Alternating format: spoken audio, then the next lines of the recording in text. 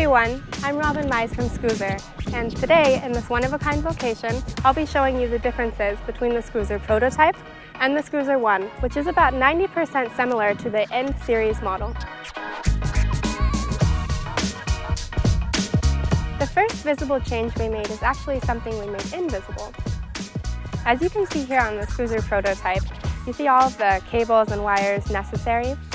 However, on the Scrooser One, we were actually able to hide all of those wires inside of this area here. In addition to that, we also made the handlebars and the clamp bolts a bit more massive in comparison to the Prototype. The fenders here on the Scrooser One are really impressive. They fit like a second skin over the big fat tires. The Prototype's fenders, it was a bit too close to the tire, meaning that rocks and other types of dirt could have gotten stuck between the two, which is why on the Scrooser One we actually created something that looks like it's really close to the tire.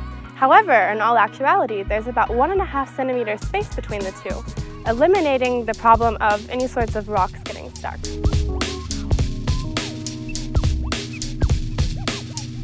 The frame geometry is exactly what gives the Scrooser its so unique design. The challenge, though, was finding out how to make the open design sturdy enough to be able to withstand every single daily situation possible.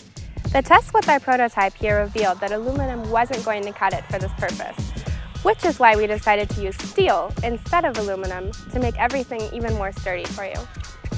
We also made this stem here 5% steeper to improve agility and drivability, especially in curves. Now, according to our Scrooser statistics, drivers typically stand more than they do sit while driving.